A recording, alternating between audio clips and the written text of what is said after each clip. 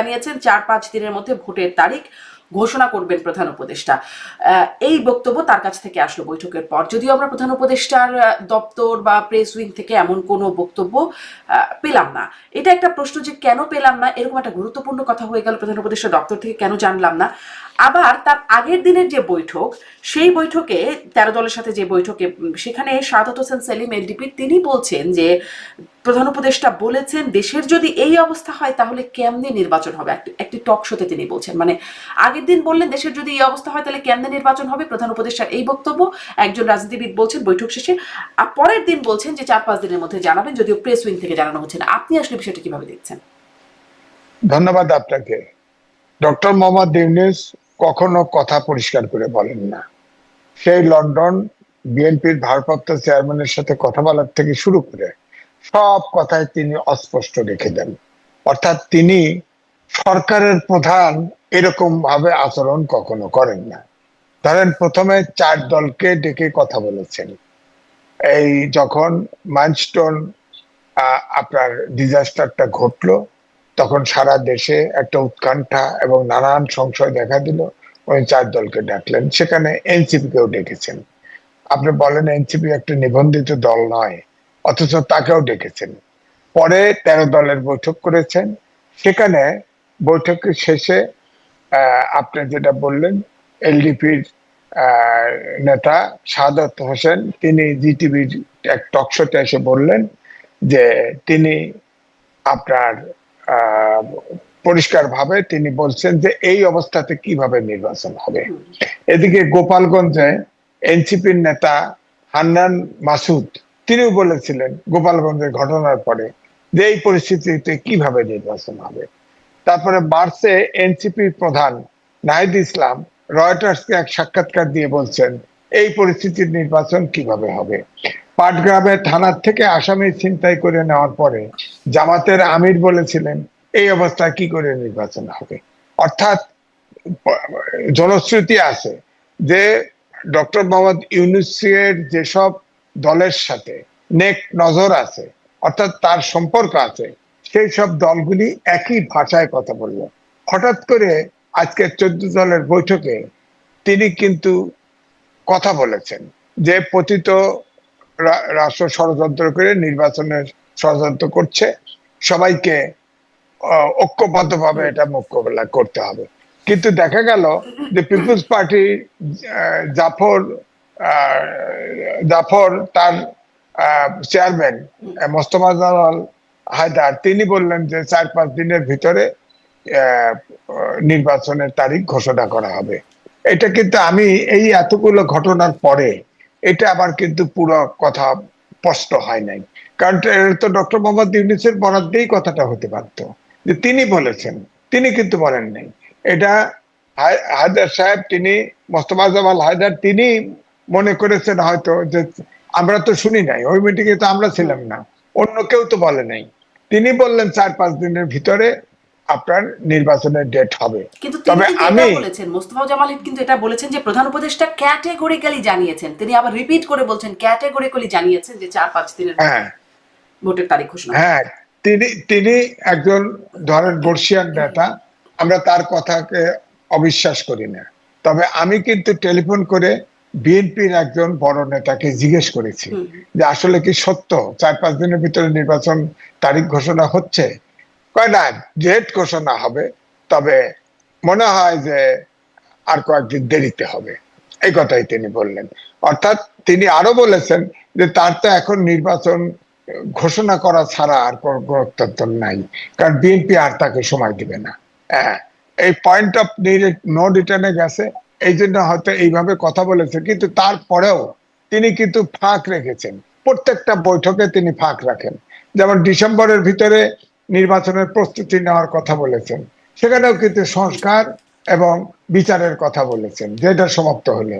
আবার দেখেন লন্ডনে যে বৈঠক করলো বিএনপির ভারপ্রাপ্ত চেয়ারম্যানের সাথে, তখনও কিন্তু ওই তাই বলেছেন যে সংস্কার যদি এবং নির্বাচনের প্রস্তুতি যদি পর্যাপ্ত হয়, তো এখন বিচারটা কে করে, আপনার সংস্কারটা কে করে? সরকার করে। সরকার তো 1 বছর পূর্ণ হতে যাচ্ছে, 3টে মামলার মাত্র চার্জশিট দিতে পারছে।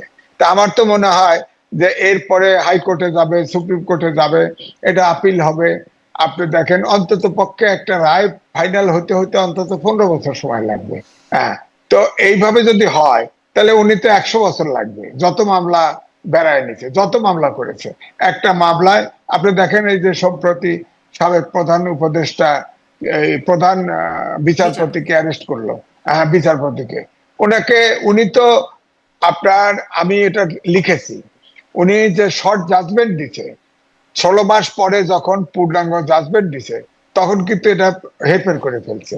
তো তাকে যেটা অপরাধ করেছে সে আরো বেনিফিট নিয়েছে, সেগুলো নিয়ে কেস করছে। তার ভিতরে ফাইনালি খুনের মামলা দিয়ে দিয়েছে। বলেন এই খুনের মামলা তিনি কি খুন করেছেন? বলেন। তো এইগুলো হচ্ছে সমস্যা। সমস্যা হচ্ছে আমরা বিচার চাই, ফ্যাসিস্ট সরকারের দোষরদের বিচার চাই। ধরেন এই যে সাংবাদিক, কতগুলো সাংবাদিক গ্রেপ্তার করেছে, তাদের নামে আপনার খুনের কেস দিয়েছে। কোন সাংবাদিক খুন করেছে বলেন? তো অথচ আবার কথা হচ্ছে তারা দুর্নীতি করে থাকুক, তারা যা কিছু করে থাকুক, অপরাধ করে থাকুক, তারা তো আইনের ঊর্ধ্বে না। আমরা কেউ এই আইনের একটা প্রশ্ন আমার একটু করতে ইচ্ছে করে যে মানে এটা তো সবার চোখের সামনে হয়ে যাচ্ছে যে সবাই হত্যা মামলার আসামি হয়ে যাচ্ছে, যাকেই ধরতে ইচ্ছে করছে হত্যা মামলার আসামি দিয়ে ধরে ফেলা হচ্ছে। তো এই বিষয়ে রাজনীতিবিদরাও তো কিছু বলছেন না, এত যে সভা হচ্ছে, বৈঠক হচ্ছে, তারা তো এই বিষয়টা কখনো জানাচ্ছেন না। তাহলে আসলে সংস্কার সংস্কার শুনছি, কোথায় যদি আইনের শাসনের জায়গাটাই না হয়? এই বিষয়ে কেউ বলছেন না কেন? বরং বিএনপি আরো সন্তুষ্টি জ্ঞাপন করলো, খুশি হলো প্রধান বিচারপতি খায়রুল হককে গ্রেপ্তারে। বললো না তো যে এই হত্যা মামলায় কেন তাকে গ্রেপ্তার করা হলো, তার বিরুদ্ধে অপরাধের মামলা তো হলো না।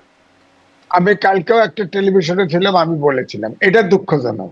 আমার কাছে মনে হয় যে আওয়ামী লীগ সরকার থাকার সময় যে পথে রাষ্ট্র চলেছে ঠিক একই পথে চলেছে, কিছু ক্ষেত্রে বাড়তি। আপনি বলেন সেখানে কেস হয়েছে, মামলা হয়েছে, গুম হয়েছে, খুন হয়েছে, আয়নাঘর হয়েছে, সব মানলাম। এখন হয়তো আয়নাঘরটা হয় নাই, কিন্তু কোনটা হয় নাই বলেন? একটা কেস আজকে গোপালগঞ্জে দেখলাম 10,500 ব্যক্তিকে মামলার আসামি করা হয়েছে। মানে 10,500 মামলা করলে গোপালগঞ্জের থাকে কি বলেন আপনি? তো এই জন্যই এই মামলা করে আর খুনের আসামি দিলেই এই কোর্ট কেমন কোর্ট হলো? একটা আমার নামে যদি এখন খুনের মামলা দেয়, জামিন দিবে না, এটা কোনো কথা হলো? খুনের মামলা থাকলে জামিন দিবে না, এটা কোনো কথা? একটা মানুষ বোঝাও যায়, আদালতের তো ক্ষমতা আছে। আদালত একটা খুনের যার নামেই কেস দিয়েছে, তাহলে এই যে আপনার বেক্সিম কোর্ট সালমান রহমান আইন মন্ত্রী ছিল, আপনার এনাদের খুনের মামলা দিয়ে দিছে। এনারা কি খুন করছে? হ্যাঁ, তারা অ্যাবেটার হতে পারে। আপনি যা অপরাধ করেছে, তারা দুর্নীতি করতে পারে, দুর্নীতি করেছে তারা, তাদের সে বিচার হোক।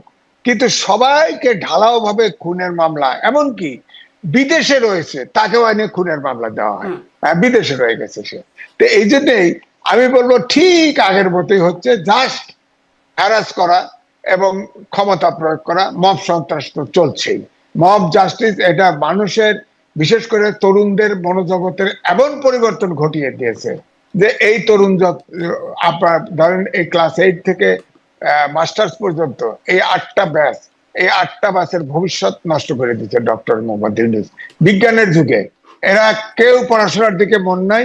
ডক্টর মোহাম্মদ ইউনূস একজন শিক্ষক ছিল, তাহলে এই প্রশ্নটা তো করতেই চাই যে তাহলে আসলে 1 বছরের মাথায় এসে মানে সবাই যে বলছে আসলে লাভ কি হলো, অর্জন কি হলো, কেউ কেউ বলছে আগেই ভালো ছিলাম, সেই একটা টার্ম প্রচলিত হয়ে যাচ্ছে। সেই প্রসঙ্গে একটু আপনার কাছে শুনতে চাইবো। যেমন মির্জা ফখরুল ইসলাম আলমগীর বলছেন যে আগে চাঁদা দিতাম 1 লাখ টাকা, এখন দিচ্ছি 5, এখন ব্যবসায়ীদেরকে 5 লাখ টাকা চাঁদা দিতে হচ্ছে। কিছুক্ষণ আগে আমার আর একটা অনুষ্ঠানে কথা বলছিলেন ডক্টর স্নিগ্ধা রেজওয়ানা, জাহাঙ্গীরনগর বিশ্ববিদ্যালয়ের শিক্ষক। তিনি বলছেন যে আগে, আপনিও বলছিলেন যে আগেও যেভাবে হতো ঠিক একইভাবে হচ্ছে। তিনি বলছেন যে আগে অবিচার হতো, অন্যায় হতো, এখন তার দ্বিগুণ মাত্রায় সেটি হচ্ছে। তাহলে তো আগে, হ্যাঁ, আগে যদি চাঁদা ধরেন 10 টাকা হতো, এখন এটা 100 টাকা হয়েছে, পরিমাণ বাড়ছে। আবার দেখেন চাঁদা আবার কি, কেউ চাঁদা নিলে হয় এটা, কেউ নিলে হয় চাঁদা, কেউ নিলে হয় ডোনেশন, কেউ নিলে হয় হাদিয়া, কেউ নিলে হয় অনুদান, কেউ নিলে হয় ফান্ড। এই নামকরণ হয়ে গেছে। এবং সব জায়গায় পরিমাণ, ঘুষের পরিমাণও বেড়ে গেছে।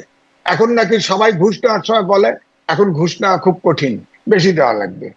সব জায়গায় বেশি, এবং সবাই চাঁদাবাজিতে একদম ধরেন পুরা বাংলাদেশ চাঁদাবাজিতে ছেয়ে গেছে। সবাই, অনেকে এসে দোষ চাপায়, অমকে চাঁদাবাজি করে, অমক পার্টি চাঁদাবাজি করে। চাঁদাবাজি কিন্তু সবাই করতেছে, হাদিয়ালাও করতেছে, আবার ফান্ড এলাও করতেছে, ডোনেশন এলাও করতেছে, সবাই চাঁদা। এবং চাঁদার যদি বড় অঙ্কের বাল্ক পরিমাণ চাঁদার কথা বলেন, তাহলে এনসিপির নেতারা বড় অঙ্কের চাঁদা নিচ্ছে এখন। হ্যাঁ, আর বিএনপির যারা সদস্য, তারা যারা চাঁদা নিচ্ছে, তারা কিন্তু নিচ্ছে ওই আওয়ামী লীগ যে সব জায়গায় রাস্তাঘাটে চাঁদা নিত সেগুলো নিচ্ছে। হ্যাঁ, কিন্তু এনসিপি এই দেশের বড় বড় ব্যবসায়ীর কাছে ডোনেশন নামে চাঁদা নিচ্ছে, বড় বড় চাঁদা নিচ্ছে। আবার ঘুষ, সব কাজের ঘুষ এখন পরিমাণ বেড়ে গেছে। ধরেন বলা হচ্ছে যারা যে, ধরেন প্রশাসন বলেন, পুলিশ বলেন, তারা বলেন এই যে কালকে টেলিভিশনে আসতেছি গভীর রাতে, আসার সময় দেখি যে লাইন ধরে গেছে। কি, আমার ড্রাইভার বললো, যে ওই টেলিভিশন ড্রাইভার বললো যে স্যার দেখলেন না, চাঁদা দিতেছে, পুলিশ চাঁদা দিচ্ছে, বুঝছেন? অর্থাৎ চাঁদার পরিমাণও বেড়ে গেছে। স্যার চাঁদা ডাবল হয়ে গেছে, 1.5 গুণ, কমপক্ষে 1.5 গুণ, সব চাঁদা বেড়ে গেছে। তাহলে যদি একটু আরেকটু এই জন্য হিসাব আমি দিতে চাই জনাব এম এ আজিজ, তাহলে কথা হলো যে কি কি জায়গায় উন্নতি হলো? ঘুষের অঙ্কে উন্নতি হয়েছে, চাঁদাবাজিতে সংখ্যা সেখানেও একটা অঙ্কে উন্নতি হয়েছে, মামলা বাণিজ্য আমরা সম্প্রতি আলোচনায় আসে যে মামলা বাণিজ্যেও বেশ উন্নতি হয়েছে, মানে সেখানে আচ্ছা, বেড়েছে আর কি, এগুলো হচ্ছে বেড়েছে। কাজটা কি হয়েছে 1 বছরে? না, আমি কালকে প্রথম আলোতে একটা গোল টেবিল হয়েছিল, সেখানে দেবপ্রিয় বলছেন যে সরকারের মধ্যে সরকার আছে। আইনজীবী সারা হোসেন বলছে এমন ভয়ের পরিবেশ সৃষ্টি হয়েছে আদালতেও, যে রায় তো দূরের কথা, আদেশও দিবে কে? আর হোসেন দিল্লুর রহমান বললে 1 বছর হতে চলেছে, এখন শক্তভাবে হিসাব নেওয়ার সুযোগ প্রয়োজন। হ্যাঁ, তার মানে, এবং অন্যান্য যারা কথা বলছে কেউ পজিটিভ কথা বলতে পারে না। দেশটা একদম শূন্যে ভাসতেছে, কিচ্ছু নাই, অর্থনীতি বেহাল, কোনো ইনভেস্টমেন্ট নাই, কোনো বিনিয়োগ নাই। বিশ্ব ব্যাংক বলেছে 3.3% জিডিপি হবে সামনের বছরে। আপনার আপনার আইএমএফ এর যে লোন, সব শর্ত মেনে নিছে, বাজার এখন বেড়ে গেছে। তারপরে আপনার দেখেন আমেরিকার সাথে সব দেশ, আপনার দেখেন ভারত বলেন, ইন্দোনেশিয়া বলেন, ভিয়েতনাম বলেন, সবাই উপরে ট্যাক্স বসাইছিল, সব ট্যাক্স কমাইছে, কেউ 15% করছে, কেউ 20% করছে, আমাদেরটা 35% করছে। এইটাকে কমাইতে পারে নাই। ফার্স্ট দরবার আবার করবে, ওভার টেলিফোন, জুমে করবে। এটা কমবে কিনা জানি না, তবে শুনেছি যে এটা জানা গেছে যে ওই সময় নাকি গোপন চুক্তি হয়েছে, চুক্তিতে অনেক ডালপালা মেলেছে। কেউ বলছে, অনেক সময় সন্দেহ করা হচ্ছে যে চীনের বিনিয়োগ যেহেতু এখন বেশি এসে গেছে, চীনের সম্পর্ক বেশি, সুতরাং কেন চীনের এত বিনিয়োগ বেশি হবে, এটা কাট করতে হবে। 2 হলো আমাদের, তাদের আমেরিকা থেকে ইম্পোর্ট বাড়াইতে হবে আমাদের। এটা এই জন্য ইতিমধ্যে আপনার গম ইম্পোর্ট করে ফেলছে বাংলাদেশ।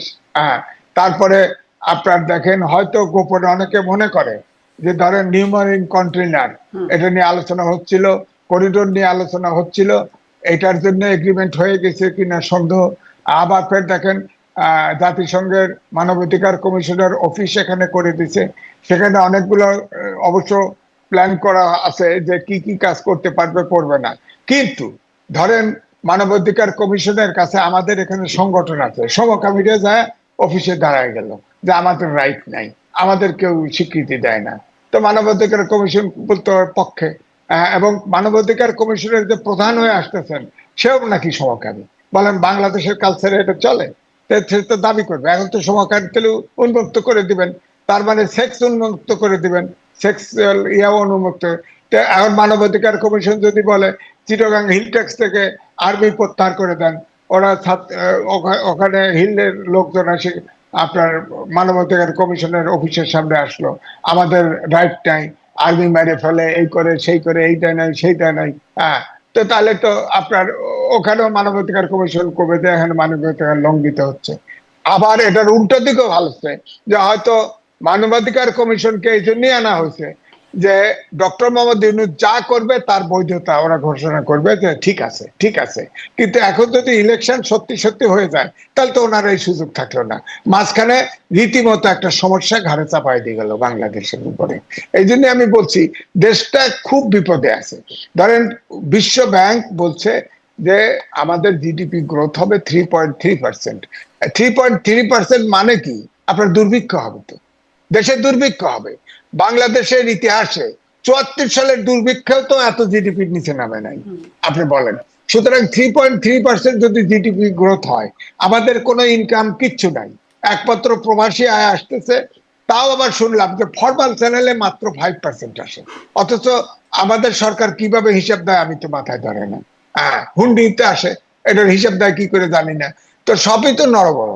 এখন IMF টাকা দিছে, এখন ব্যাংকের রিজার্ভ বাড়ছে, এটা খরচ হয়ে যাবে। এখন তো IMF এর লোনের সব শর্ত পূরণ করছে। আপনার ধরেন সব বাজারের সব কিছু দাম বেড়ে গেছে। আপনার বিদ্যুৎ, ইলেকট্রিসিটির হচ্ছে জীবন জীবিকার লাইফ লাইন, সেটারও দাম বেড়ে গেছে, সবকিছুর দাম বেড়ে গেছে। এখন আপনি দেখেন আর এই 3 মাস 6 মাস পরে সবকিছুর দাম বেড়ে বেহাল অবস্থা হয়ে যাবে। এদিকে মিডিল ইনকাম গ্রুপ, নিম্ন আয়ের মানুষ হয়ে গেছে। আপনি তো আমেরিকায় আছেন, নিশ্চিন্তে আছেন, আমাদের বড় কষ্ট, খাওয়ারও কষ্ট হবে, থাকা তো দূরের কথা, খাওয়া নেই, জীবন বাঁচানো নেই, কষ্ট। এই জন্য দেশের অবস্থা খুব খারাপ বলছেন। তাহলে মানে তখন এই যদি আপনাদের মানে পর্যালোচনা হয়, তাহলে তো মানুষের মধ্যে যেটি আরেকটি অনুষ্ঠানে মোস্তফা ফিরোজ বলছিলেন, এর আগেও বিভিন্ন সময় তিনি বলেছেন যে মানুষ ভাববে আগেই ভালো ছিলাম, মানে সেই বক্তব্যটা, বা রুহিন হোসেন প্রিন্স গতকালের সভা শেষে তিনি বলছেন অসচেতন ভাবে তো মানুষ ভাবতেই পারে, তুলনা করতেই পারে বা বলতেই পারে যে আগেই ভালো ছিলাম। এটি একটা আওয়ামী বয়ান আছে, আগেই ভালো ছিলাম, তাহলে সেই বয়ানটাই কি প্রতিষ্ঠিত হতে যাচ্ছে? না না, বয়ান না, বয়ানের অর্থ কিন্তু বানানো, একটা জিনিস চালু করা। সাধারণ লোক, রিক্সা চালক, ভ্যান গাড়ি চালক, যারা যারা খুবই অল্প আয়ের লোক, তারা তো এখন আপনি ধরেন, আমি তো সহজে রিক্সায় উঠি না, পয়সা দিতে হয় বেশি, উঠি না, তো ওদের তো ইনকাম কমে গেছে। তারপরে আপনার একটা রিক্সা, এখন সব রিক্সা ব্যাটারি চালিত হয়ে গেছে। তো যারা মালিক, এই রিক্সার মালিক, তারা তো আপনার ওই আপনার ব্যাটারিতে চার্জ দেয় রাখে, ওখানে তো কম পয়সা দেয়, আন্ডারস্ট্যান্ডিং করে কম পয়সা দেয়। কিন্তু রিক্সা চালকের, বেবি ট্যাক্সি চালকের, মোটরসাইকেল চালকের, তাদের কিন্তু জমা দ্বিগুণ হয়ে গেছে। হ্যাঁ, তো সুতরাং সে দিবে কোথায়? সে তো বলে যে তার হলো পেটের ক্ষুধা, সে বলে যে আগেই তো আয় beshi হতো, তো আগেই ভালো ছিল, এরকম বলে তো। বলে না তা না, বলে তো, এটা সত্যই বলে, অনেকেই বলে। যদি এটি সত্য বয়ান, আর একটি বয়ানের কথা, মির্জা ফখরুল ইসলাম আলমগীরের একটা সাক্ষাৎকার দেখছিলাম, তিনি বলছেন দেশে দক্ষিণপন্থীদের হাতে দেশ চলে যাচ্ছে, এবং তিনি বলছেন যে এটিতে তিনি উদ্বিগ্ন, দেশে দক্ষিণ পন্থার। এই কথাটি শেখ হাসিনা যখন ক্ষমতায় ছিলেন তখন দেশে বিদেশে এটি প্রচার করে তিনি তার ক্ষমতায় থাকাকে জাস্টিফাই করতেন, যে তিনি যদি ক্ষমতা ছাড়েন তাহলে দেশে উগ্রবাদ এর বিস্তার ঘটবে, দক্ষিণপন্থীদের হাতে চলে যাবে। এখন তো এই কথা বলছিলেন, এটিও কি একটা বাস্তবতা? মানে এটা বাস্তবতা, কারণ আপনি খেয়াল করে দেখেন, ঐক্যমত্য কমিশনের বৈঠক চলছিল, সেখানে অনেক প্রোগ্রেস হচ্ছিল। হঠাৎ করে আপনি দেখেন দক্ষিণপন্থী বলতে জামাত, ইসলামিক আন্দোলন বাংলাদেশ, আরো ছোটখাটো দল আছে, এবি পার্টি আছে, এনসিপি আছে, এরা মিলে রাস্তায় যেয়ে বললো আনুপাতিক নির্বাচন চাই, দিয়ে আলটিমেটাম দিয়ে দিল। তো এবং তারা কিন্তু দেখা গেছে যে তারা যা দাবি করে ডক্টর ইউনূসের সরকার তাই মানে।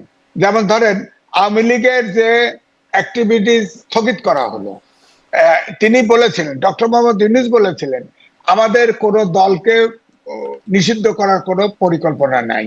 অথচ দেখা গেল যে রাস্তায় নামলে 144 ধারা আপনার ডক্টর মোহাম্মদ ইউনূসের বাড়ির চারপাশে দেওয়া ছিল। এটা ব্রেক করে তারা আসলো এবং 1 ঘন্টার আলটিমেটাম দিল, দাবি মানা হয়ে গেল, এক্সিকিউটিভ অর্ডারে বন্ধ করে দিল।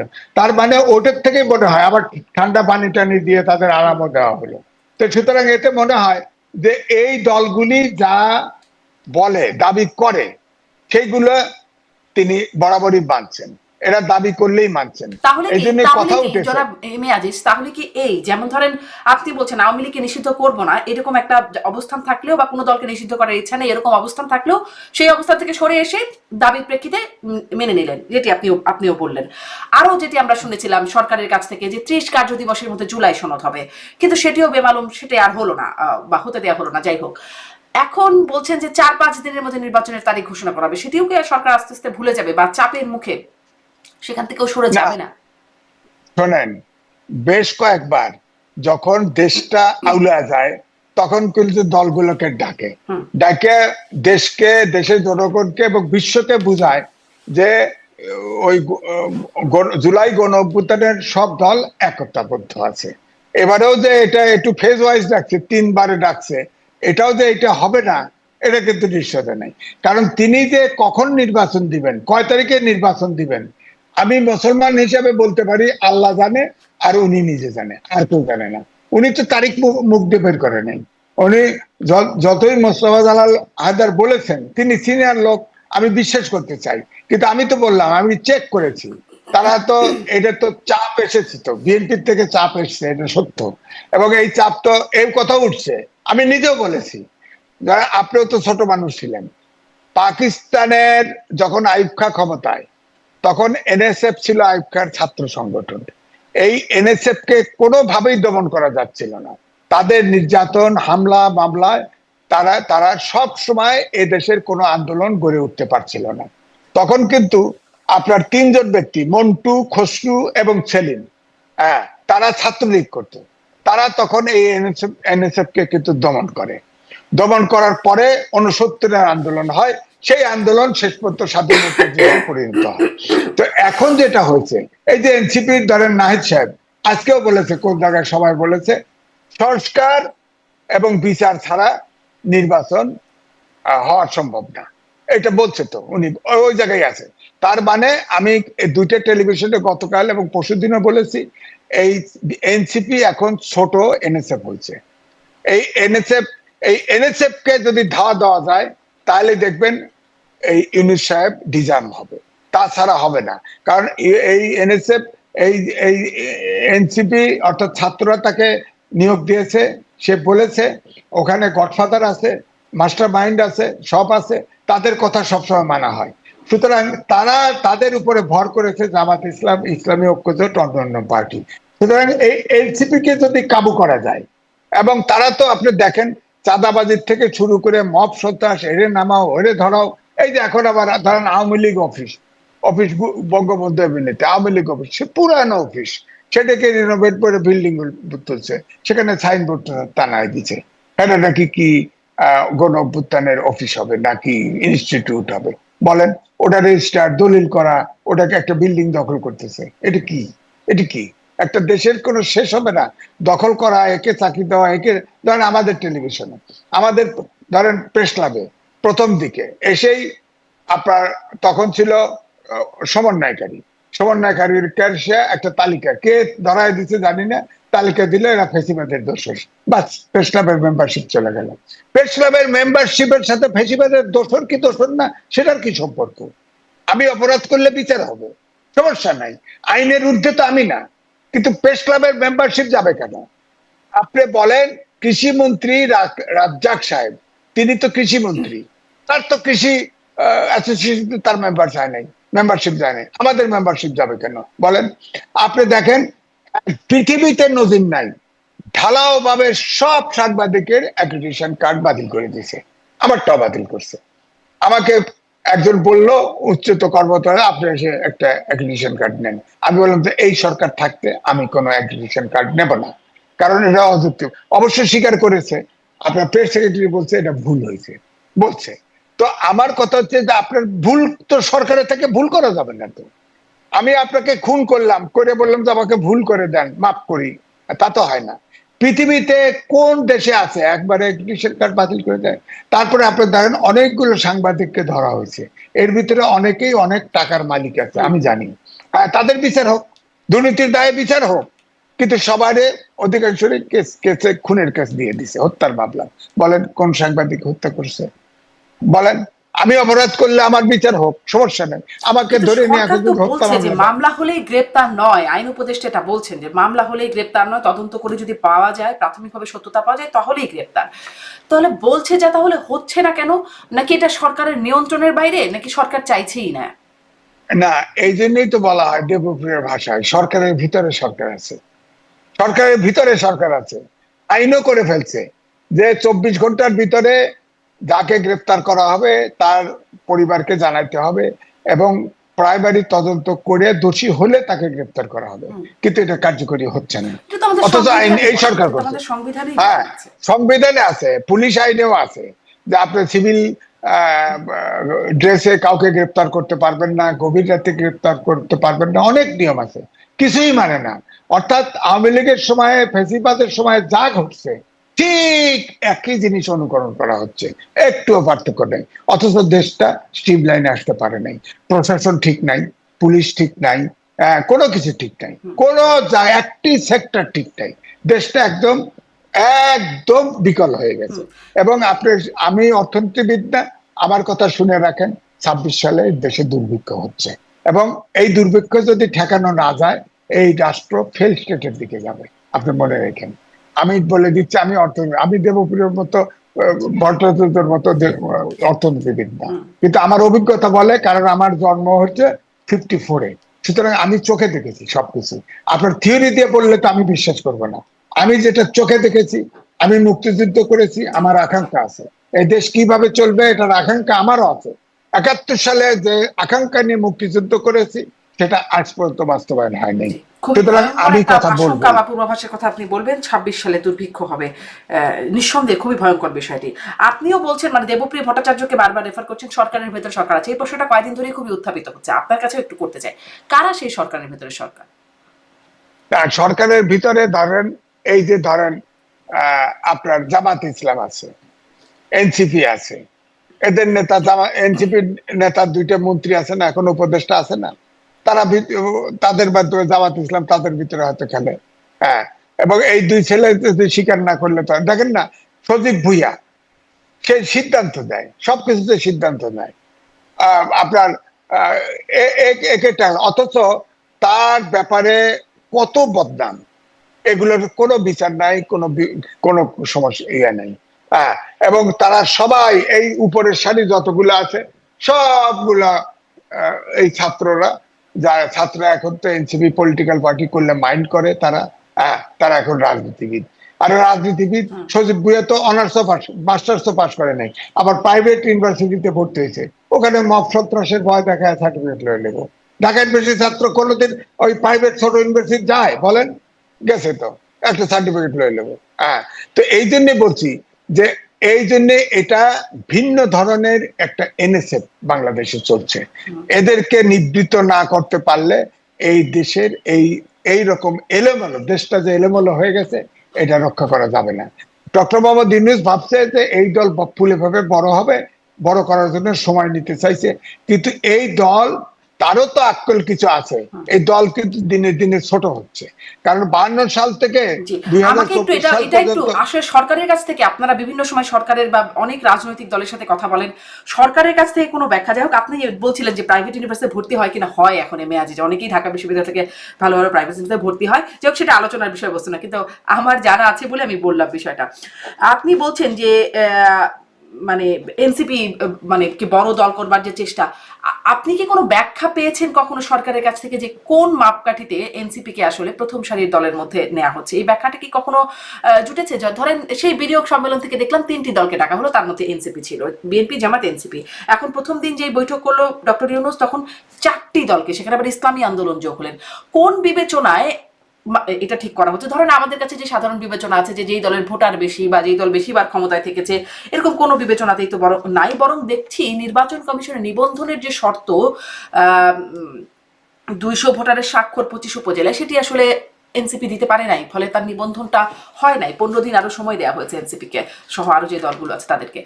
তাহলে কোন মাপকাঠিতে বড় দল হিসেবে বিবেচনা করছে? 144টা দল নির্বাচনের জন্য প্রেয়ার করছে, একটি দরখাস্ত টেকে নাই, প্রাইমারি সিলেকশনে একটি দরখাস্ত টেকে নাই। এরা পার্টি করবে, দেশের দায়িত্ব নেবে, আপনি বলেন। কিন্তু টাকা নেওয়ার সময়, ডোনেশন নেওয়ার সময় বুদ্ধির ঘাটতি হয় না, কিন্তু ফর্ম পূরণ করতে ঘাটতি হয়। আপনি বলেন, কাগজপত্র জমা দিবে, একটু কোয়ালিফাই করে নাই। এদেরটা আমি ব্যক্তিগতভাবে মনে করি এই দেশে বহুত রাজনৈতিক দল আছে, আর কোন দলই থাকা উচিত না। এই দল মানে চাঁদাবাজ তৈরি করা, এই দলই থাকা উচিত না। সুতরাং আমি এই জন্য বলবো যে এখন আপনি দেখেন, শেখ হাসিনা আমি শেষ নির্বাচনে 3টা কিংস পার্টি করেছিল বড় বড় নেতাদের দিয়ে, এবং 300 সিটেই প্রার্থী দিয়েছিল ঘুরে ফিরে, তারা একটিরও জামানত থাকে নাই। আপনি দেখেন এই ছাত্ররা যে নির্বাচন করবে, হয়তো জামাতের সাথেও যদি করে, জামাতের কেউ 2-1টা পাস করবে, কিন্তু এনসিপির কেউ পাশ করবে না, কারণ এরা এমন ভাবে বিতর্কিত হয়েছে এই দেশে, ভয়ঙ্কর বিতর্কিত হয়েছে। তাদের কোনো উপজেলায়, কোনো জায়গায়, কোনো জেলায় তেমন ছাত্র মানে সদস্যও নাই। তারা এই যে মিছিল করতে, পদযাত্রা করছে, শুনতে পারছি বিভিন্ন পার্টির থেকে সাপ্লাই দেওয়া হয়, সাপ্লাই দেওয়া হয়, তারা স্বীকার করবে না তাদের লোক। এটা আস্তে আস্তে কেমোথেরাপির মতো আস্তে আস্তে ছোট হচ্ছে। এবং আগামী নির্বাচন যে দিবে, ফেব্রুয়ারিতে নির্বাচন দিবে, এই সময়ের ভিতরে আপনি দেখবেন অনেক প্রার্থী পাবে না, এবং প্রার্থী পাবে না, দিলেও এগুলোর একটারও জামানত থাকবে না।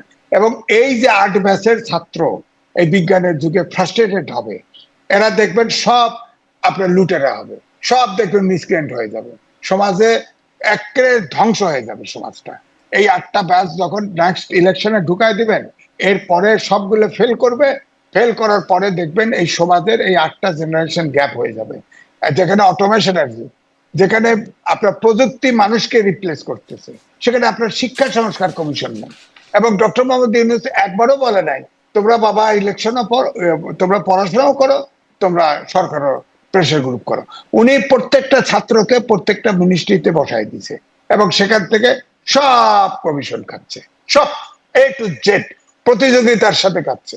মানে এই ছাত্র জেনারেশন ভয়ঙ্কর ভাবে পুরো নষ্ট করে দিছে, এদের দ্বারা সম্ভব না। এই জন্যে আগে যে সব আন্দোলনে ছাত্ররা অগ্রভাগে থাকতো, দেশের জনগণ কিন্তু আস্থা রাখতো মুক্তির জন্য, যে এই ছাত্ররা এইবারে আন্দোলন করলেই আমরা মুক্তি পাবো।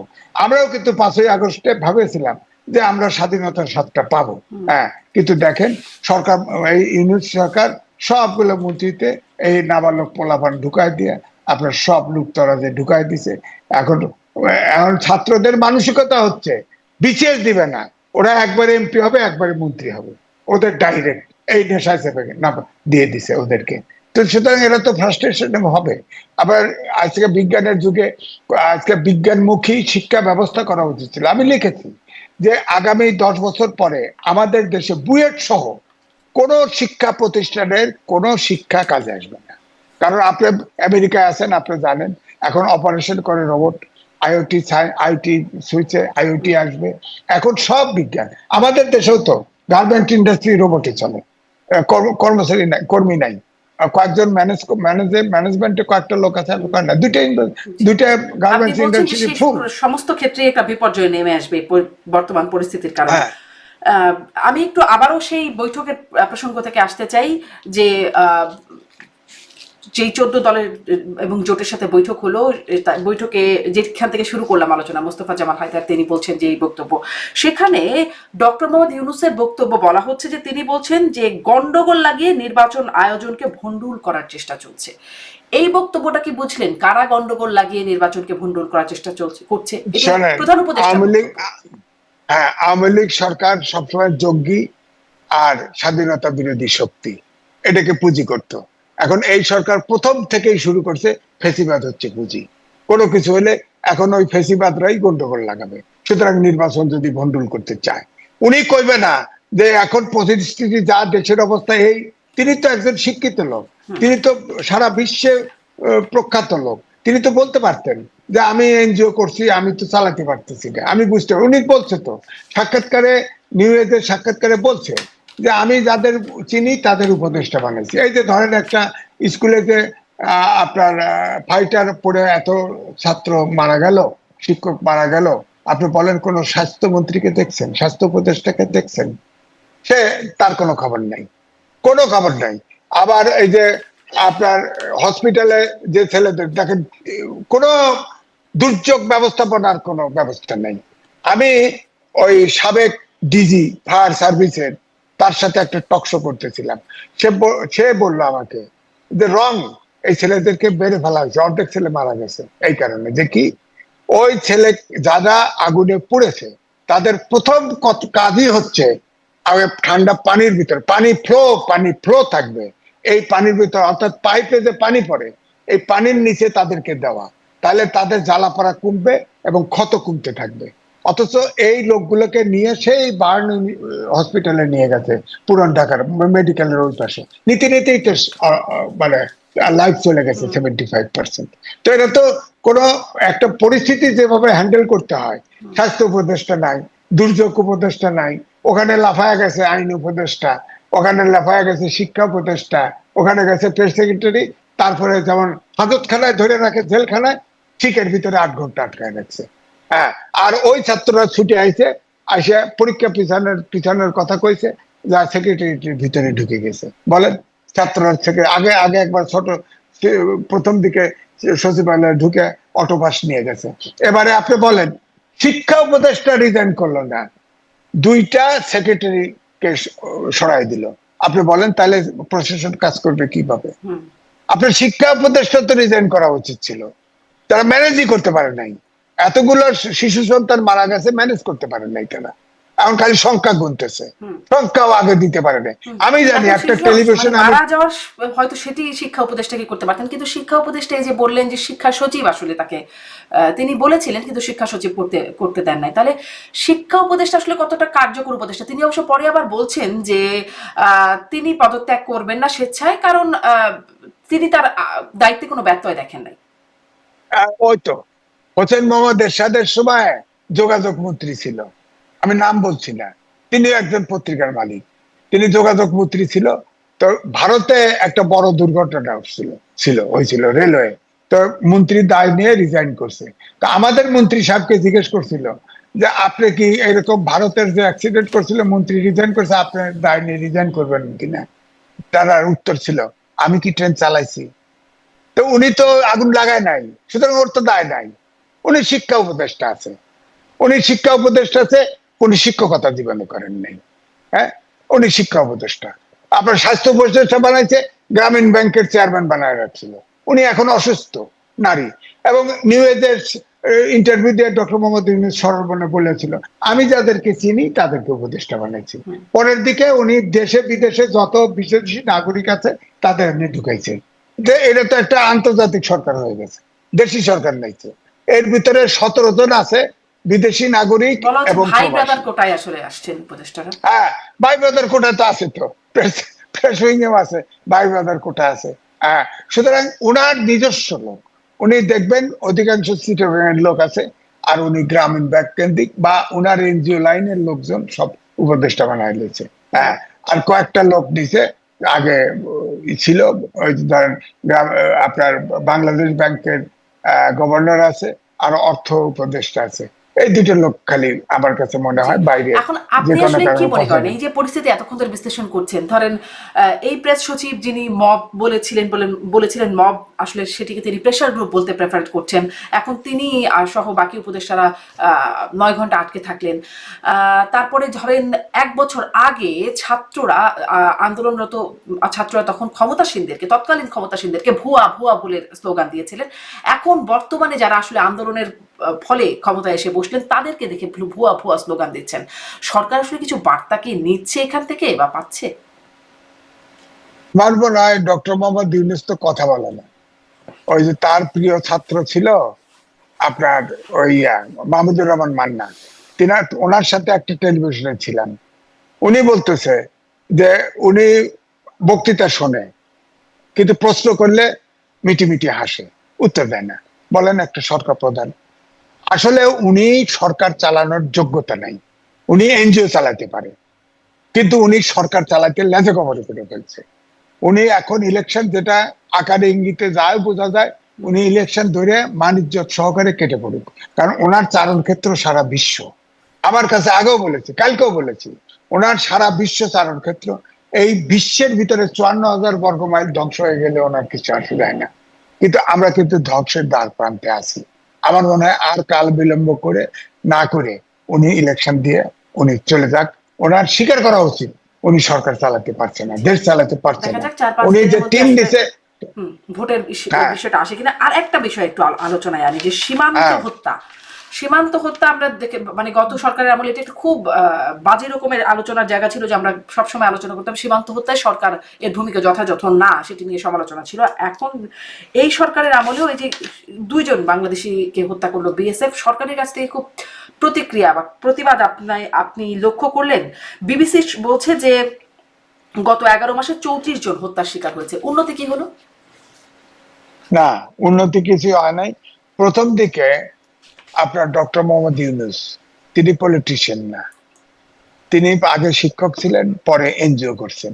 তিনি ওই 7 সিস্টার নিয়ে কি কথা বলে একটা ভেজাল লাগাই দিল, এই যে রিলেশন খারাপ হয়ে গেল ভারতের সাথে। এখন ভারতের কাছে আপনি দেখেন, ভারতের পার্লামেন্টারি পার্টির সিদ্ধান্ত নিয়ে শেখ হাসিনাকে আশ্রয় দিয়েছে।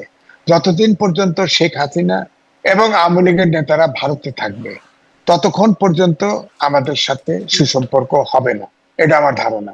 2, এই যে বর্ডার কিলিং এবং পুশিন হচ্ছে, বাংলায় কথা বললেই বাংলাদেশে পাঠায় দিচ্ছে। আপনি বলেন তো, পুশিন আপনি দেখেন, আমরা প্রেসার দিতে পারছি না। ওই যে প্রথমে লম্বা প্রতিবাদ করছে প্রথম দিকে, এখন আর প্রতিবাদও করে না, জানে এই সরকার জেনে ফেলছে যে তাদের সক্ষমতার বাইরে। তো এখন আপনি বলেন, একটা গরু আসে 300 কিলোমিটার ভারতের ভিতর থেকে, তখন চোখে দেখে না বিএসএফ, আইন শৃঙ্খলা বাহিনীর চোখে দেখে না? বর্ডারের কাছে আসলেই কয় গরু চোর, গুলি করে মেরে ফেলে। চীনের সাথে আপনার বর্ডার চুক্তি আছে যে 1 কিলোমিটারের ভিতরে কোনো লেথাল ওয়েপন ব্যবহার করা যাবে না। হ্যাঁ, তো তখন করছে কি, চীন কুম্ফু কারাত জানে এরকম সোলজার পাঠাই দিছে। ওই যে লাদাখ সীমান্তে ঝগড়া হয়েছে, বাস গুলি খরচ করে নাই, সব নিয়ে বরফের ভিতরে ঢুকায় ইন্ডিয়ান আর্মি মেরে ফেলছে। আমরা তো সেই ক্ষমতা অর্জন করি নাই যে আমরা ইন্ডিয়ান বিএসএফ মেরে ফেলবো। আমাদের হচ্ছে কি, বর্ডারে আমার যে রাইট, সেই রাইটের নেগোসিয়েশনটাও রাখতে হবে। আজান দিয়ে বড় দেশ, আজান দিয়ে যেমন শত্রুতা করা যাবে না, তেমনি শেখ হাসিনার মতো সব এগ্রিমেন্ট করে ছেড়েও দেওয়া যাবে না। আমাদের চেক অ্যান্ড ব্যালেন্সের মধ্যে থাকতে হবে। কিন্তু এই ডক্টর মোহাম্মদ ইউনূস এসে প্রথমেই এই সরকারের সাথে একদম পুরা কিছু কথাই 7 সিস্টার নিয়ে কথা বলে, যে তাদেরও তো 7 সিস্টার আছে, অর্থাৎ ইনডাইরেক্টলি বলা যে ওখানে অস্থিরতা আমরা তৈরি করব। তাদের ভারতের কিন্তু 7 সিস্টার তাদের সাংঘাতিক স্টেক, কারণ ওই দেশ এমন অবস্থায় আছে যে ওখানে যদি সন্ত্রাস হয়, আমাদের এখানে অনুচ্ছেটিয়া ছিল না, অনুচ্ছেটিয়াকে হ্যান্ড ওভার করলো, তো আমাদের দেশে শেল্টার হয়েছে, ওরা আমাদের হিল ট্যাক্সে সবসময় ঝামেলা করতো, আমাদের এখান থেকেও যা যা ভারতে করতো। তো এই জন্য ওরা ওই 7 সিস্টারের নিরাপত্তা চায়। তা আমার কথা হচ্ছে, দেশ বড় দেশ, আমাদের 3 ভাগ ঘিরে আছে, তাদের সাথে আমাদের ব্যবসা বাণিজ্য চলবে। আমরা চাই ছোট দেশ, আমাদের ধরেন পণ্য বলেন যা বলেন, আমাদের উৎপাদনের কোয়ালিটি সব আইটেম ভালো না। আমি ধরেন কয়েকটা 3টে স্টেট ঘুরছি, দেখছি আমাদের প্রাণ আরএফএল এর পণ্য সাংঘাতিক ডিমান্ড ওখানে, কিন্তু যেতে দেয় না। ডাম্পিং, অ্যান্টি ডাম্পিং ট্যাক্স দিয়ে আটকায় দেয়, কিন্তু তাদের পণ্য কিন্তু সব বাংলাদেশে ছয়লাম। হ্যাঁ, এখন একটা ইন্ডিয়ান সেন্টিমেন্ট উঠছে, তাদের কিন্তু অনেক কিছুই কিন্তু বাংলাদেশে, ওরা ভারত কারখানাও করতেছে, অনেক কিছু আবার বাংলাদেশি হয়ে গেছে। তো এই জন্য আমি বলছি যে আমাদের ভারতকে ছাড় দেওয়া নয়, কিন্তু চেক অ্যান্ড ব্যালেন্স। ভারতের সাথে এই মুহূর্তে আমরা যুদ্ধ করতে চাই না। আবার ভারতকেও বুঝতে হবে যে বিশ্বায়নের যুগে কোন দেশ ছোট নাই, ভারতের মালদ্বীপের সাথেও হাত গোটায় আসছে। সুতরাং বাংলাদেশ কিন্তু 18 কোটি জনগণের দেশ, এই দেশে ইচ্ছে করলেই ভারত কিছু করতে পারবে তা ঠিক নয়। সুতরাং ভারতকেও এটা বুঝতে হবে, এটা একটা স্বাধীন দেশ, ভারতকে তো তাদের আমরা প্রাপ্য বুঝতে দিতে পারবো না, হবে। ভারতের বুঝটা ভারত বুঝবে, কিন্তু আমাদের যে বুঝটা, সেটির কথা আপনি বলছিলেন যে আজান দিয়ে তো যুদ্ধ করা বা সেরকমটা সম্পর্ক খারাপ করার মধ্যে কোনো মাহাত্ম্য নাই। আপনি বলছিলেন শেখ হাসিনার সময় যে মানে ভারতের সাথে চুক্তি, সেই প্রসঙ্গটা বলছিলেন। এই সরকার বলেছিল সব চুক্তি নাকি প্রকাশ করবে, গোপন চুক্তি, অপ্রকাশিত চুক্তি প্রকাশ করবে। কোথায় প্রকাশ তো করলো না, বরং অপ্রকাশিত একটা চুক্তি যুক্তরাষ্ট্রের সাথে করলো, এনডিএ, নন ডিসক্লোজার এগ্রিমেন্ট, সেখানে সেটা নিয়েও আপনি কথা বলছিলেন। এই বিষয়গুলো মানে জবাবদিহিতা কোথায় তাহলে? না, বিষয়টা জবাবদিহিটা কে করবে? আমি তো বললাম তো, ওই যে মাহমুদুর রহমান মান্না বলছে না, প্রশ্ন করলে মিটি মিটি হাসে, উত্তর তো দেয় না। উনি তো রাজনীতিবিদ না, উনি তো উনার তো অ্যাকাউন্টেবল হতে হবে, উনি জাতির কাছে অ্যাকাউন্টেবল না। উনি ভাবছে আমি বিশ্ববিখ্যাত রাষ্ট্রপ্রধান, সরকার প্রধান, আমার বক্তৃতা শোনে টাকা দিয়ে, এই দেশের এইগুলো সব গরিব দুঃখী ল্যাংটা লোকজন, এরা আবার আমার কি সবগুলোরে পশু মনে করে, এগুলো মানুষ মনে করে বলে মনে না। একটা দেশের রাষ্ট্রপ্রধান, সরকার প্রধান, সে অ্যাকাউন্টেবল হবে না, উত্তর দিবে না? রাজনীতিবিদদের ডাকে তাদের কথা উত্তর দিবে না? উত্তর দেয় না। আর সব কথায় সব সময় পরিষ্কার করে না, পরিষ্কার করে কথা বলবে না কোনো। এই যে আপনি বললেন যে নির্বাচন হবে, জামাল হায়দার বললেন যে 4-5 দিনের ভিতরে দিবে, উনি তো বলেন নেই। উনি বলছেন যে ওই ফেসিবাদীরা ষড়যন্ত্র লন্ডভন্ড করতে পারে, ষড়যন্ত্র করতেছে, সবাই এক, জুলাই অভ্যুত্থানে সবাই এক করে থাকতে হবে। এখন ওনাকে মোস্তফা জামাল হায়দারের কানে কানে কইছে নাকি কোন জায়গায় শুনছে, উনি কয়ে দিল। হ্যাঁ, উনি আবার একটা লম্বা মানুষ কয়ে দিল। বলতে পারতো যে ইউনিট সরকার এইরকম বলছে, তার ভাষাটা বলতে পারতো, তা না বলে উনি 4-5 দিন ডেট দিয়ে দিল, মনে হলো উনি সরকারি লোক। হ্যাঁ, আর রাজনীতিবিদরা যখন বসে কোনো বৈঠকে, তারা মনে করে যে এদেশের মালিক তারা। হ্যাঁ, তারা মালিক, আরে এদেশের জনগণ মালিক, আমি মালিক, আপনি মালিক, ওনারা মালিক না, ওনারা আমাদের কর্মচারী, ওনারা আমাদের সেবক হওয়ার কথা। ওনারা যখন বৈঠক বসে, সব বৈঠক ওনাদের সুবিধা মতো সব সেটেল করে। জনগণের প্রত্যাশা এখানে পূরণ হচ্ছে না। ধরেন এই যে জুলাই অভ্যুত্থানে সবচাইতে সাধারণ লোক মারা গেছে, এই রিক্সাওয়ালা, ঠেলা গাড়ি, শ্রমিক, এটা তাদের কোনো অস্তিত্ব নাই। প্রাইভেট ইউনিভার্সিটি মাঝখানে আন্দোলন থেমে গেছে, প্রাইভেট ছেলেরা বেড়েছে, তাদের অস্তিত্ব নাই। মেয়েরা ভরে গেছিল, নামছে, মেয়েদের এখন কয়েকটা মেয়ে আছে, আর মেয়েরা নাই। হ্যাঁ, কারণ মেয়েরা থাকতে পারে না, মেয়েরা নিয়ে নানান স্ক্যান্ডেল তৈরি হয়েছে, মেয়েরা এখন আস্তে আস্তে যার যার বাড়িতে কেটে পড়তেছে। সুতরাং আমার মনে হচ্ছে যে জিনিসটা ভঙ্গুর, সেই জিনিসকে নিয়ে ডক্টর ইউনূস সাহেব চলতে চাচ্ছেন, উনি পারবেন না, উনি পারবেন না। এইটা বোধহয় কিঞ্চিত উপলব্ধি করেছেন, আমার বিশ্বাস তিনি দিবেন। আর যদি না দেন, তাহলে কিন্তু উনি ধাওয়া খেয়ে এবারে যেতে হবে, কারণ এবারে বিএনপি ছাড়বে। কিন্তু এখানেও একটা প্রশ্ন, যেটি আসলে এনসিপি বা জামাত বলছে যে এই পরিস্থিতিতে কিভাবে নির্বাচন, এই প্রশ্নেরও তো একটা যৌক্তিকতা আছেই কিনা, সেটাও একটু আপনার কাছ থেকে বুঝতে চাই। কারণ যদি নির্বাচন হয়, কেন্দ্র দখল হয়ে যায়, পুলিশ যদি থাকে নিষ্ক্রিয়, আইন শৃঙ্খলা বাহিনী যদি কোনো ব্যবস্থা না নেয়, প্রশাসন যদি চুপচাপ থাকে, যদি মানে তাহলে আসলে নির্বাচনটা সুষ্ঠু হবেও বা কি করে? যে ঘটনা যেটা দেখছি। জি জি, না, ঠিক আছে, আপনার ধারণা ঠিক আছে। বিষয়টা হলো যে স্টেক হোল্ডার সবার তো সহযোগিতা লাগবে, তাই না? আপনার আমি এক এক রকম স্বার্থ, সরকারের ভিতরে সরকারের মধ্যে স্টেক হোল্ডারদের তো এক একজনের এক এক রকম স্বার্থ আছে, ব্যক্তি স্বার্থ আছে, ছোট গোষ্ঠী স্বার্থ আছে, বড় গোষ্ঠী স্বার্থ আছে। আমি এটাই বলছি, আপনার ইলেকশন কমিশনের নিজস্ব রিটার্নিং অফিসারের জন্য অফিসার আছে। আপনার ভারতে 1 মাস ব্যাপী ইলেকশন হয়, আপনি এখানে ভাগ করেন না, 1 ডিভিশন না করেন, 2 ডিভিশন করে একবারে ইলেকশন করেন। আর্মির আপনার ম্যাজিস্ট্রেসি পাওয়ার দেওয়া আছে, আর্মি নিয়োগ করেন। আবার যেটা বলা হয় ফেসিবাদের দোষর, এগুলো বাদ দেন। 25টা ক্যাডার, আপনার সব প্রশাসন ক্যাডারের উপর নির্ভর করছে এই সরকার। আরো এর বাইরে 25টা শিক্ষিত লোকের ক্যাডার আছে, হ্যাঁ, সেখানে নাই। আপনি ধরেন ডিসি বানাইছে, ডিসি সব 64 ডিস্ট্রিক্ট ডিসি বসাই দিছে, মিনিস্ট্রিতে আছে আমলা, সব প্রশাসন ক্যাডারের। 25টা ক্যাডার বাইরে রয়েছে। বলা হচ্ছে যে ফেসিবাদের প্রশাসন ক্যাডারের নাকি সব ফেসিবাদের দোষর, হ্যাঁ, আওয়ামী লীগের দোষর। তারা তো হয়তো তাদের সরকারি চাকরি করে, ভয় হোক, প্রফেশনের জন্য হোক, চাকরি বাঁচানোর জন্য হোক, করতে পারে। কিন্তু আপনি যদি হয়, তাহলে আর 25টা ক্যাডার তো বাইরে ছিল, সেখান থেকে নিয়ে আপনি ডিসি হইতে আইনস্টাইন হইতে হয় নাকি? 7 দিনের ট্রেনিং দিলে হতো তো। আপনার 6 মাসের ট্রেনিং দিয়ে আর্মি অফিসার বানাচ্ছে না কমিশনে, আপনি বানাতেন। আপনার পুলিশে যদি লোক কম ছিল, বুঝলাম, পুলিশের লোক কম, আপনার পুলিশের লোক আপনি আনসার বিডিপি আছে, তেমনটি তো হচ্ছে না। মানে এই প্রস্তাবগুলো আপনি দিচ্ছেন, এই প্রস্তাবগুলো রাজনৈতিক দলগুলো সেভাবে দিচ্ছে না, বা এইভাবে এরকমটা হচ্ছে না।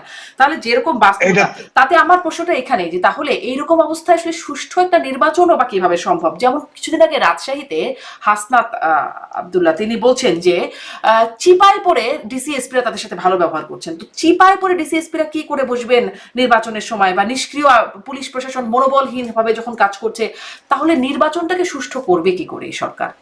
এবং সেখানে আবার নিরপেক্ষতার প্রশ্ন আপনারা তোলেন। জি না, আমি বলছি শোনেন, আমি আগের গতানুগতিক সিস্টেমের বাইরে আসতে হবে।